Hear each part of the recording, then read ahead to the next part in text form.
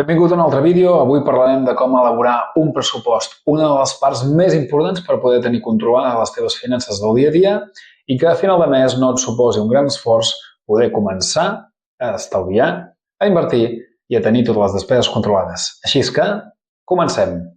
En primer lloc, hem de tenir clar què és un pressupost. I un pressupost és simplement el que ja coneixem.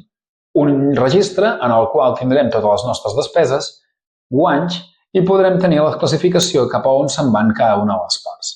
Això ens servirà per poder tenir un control molt més específic de tot el mes que ens vindrà a continuació i així poder fer una classificació de les diferents despeses i ingressos per poder tenir controlat tot el mes i que no ens suposi a final de mes un esforç haver de pagar depèn de quins rebuts.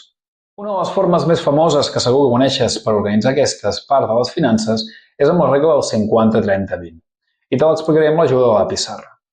Primordialment el 50% és per despeses fixes. Tal com hem vist en el primer vídeo, les despeses fixes són aquelles que són necessitats, que necessitem pagar-les per poder viure pel nostre benestar emocional i de salut.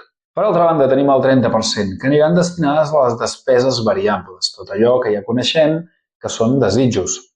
I per últim, tenim aquest 20%, que el 20% el destinarem a estalvi, inversió o a reduir el deute que tinguem. Abans de continuar explicant per això aquesta regla, cal tenir en compte una cosa.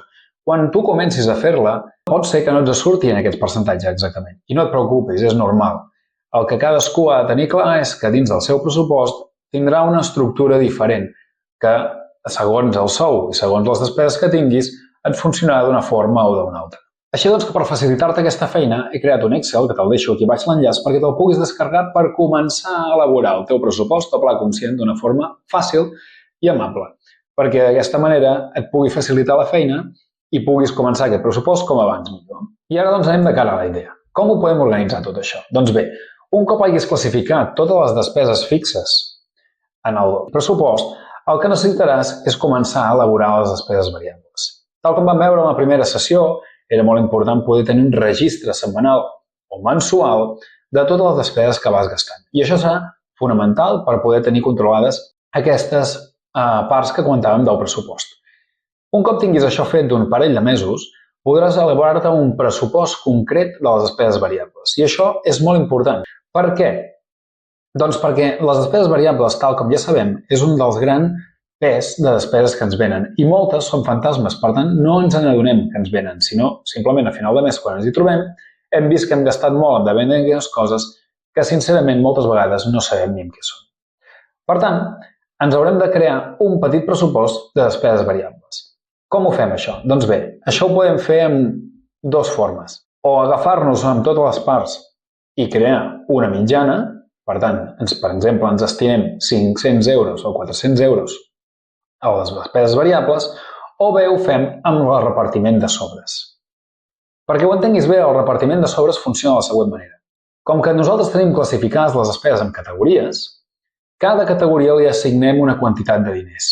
Ja cobris per al banc o cobris en metàl·lic, funciona de la mateixa manera. Cada categoria li assignarem una quantitat.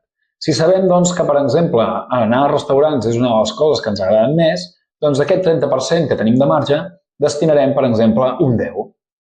Si sabem doncs, que molt depèn de quines sortides i coses d'aquestes en fem algunes al llarg del mes, doncs podem destinar un altre 10 en aquesta part.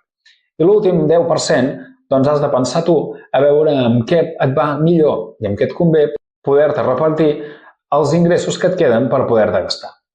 I per últim tenim aquí el 20%, que com hem dit abans serà sobre estalvi, inversió o deute. El primer que ens hem de plantejar en aquest 20% és si tenim deutes. Si tenim deutes amb interessos molt alts, poder el que ens és més favorable és primer amortitzar aquest crèdit, hipoteca o préstec que tinguem. Per tant, hauràs de fer una anàlisi específic sobre què et convé més i si és el recurrent, doncs el destinarem a poder amortitzar aquesta part. En segon lloc, l'estalvi l'entenem d'una forma diferent. No es tracta de guardar, sinó que això ja ho veurem, sinó d'estalviar per alguna part. Per tant, una de les parts fonamentals, que ja veurem a continuació en altres vídeos d'aquest minicurs, serà destinat al fons d'emergència. Per altra banda i per últim, si aquest fons d'emergència ja el tenim cobert, el que haurem de fer és aquest 20% dedicar-lo a inversió. Ja sabem que cada any l'IPC puja i, per tant, la vida cada vegada és una mica més cara. I com que els sous no acaben d'acompanyar mai, serà imprescindible poder anar invertint per poder-nos fer una mica més gran la nostra cartera i veure més bé de cara al futur. Cal tenir en compte una cosa molt important, i és que el pressupost és una part revisable. Cada final de mes el que haurem de fer és tornar-lo a agafar i veure si se'ns ha escapat alguna cosa, si l'hem complert i si podem seguir en el mateix camí. No ens hem de fixar en que el pressupost és una cosa fixa i immovible, sinó que hem de poder-li donar una mica de marge i poder jugar amb aquests percentatges mentrestant ens quedi tot ben estructurat i organitzat. Així que ja ho saps. Comença el teu pressupost avui i tingues controlades totes les teves finances cada mes abans de començar. Això et donarà molta més llibertat i estabilitat financera a la llarga. Ens veiem a la pròxima sessió.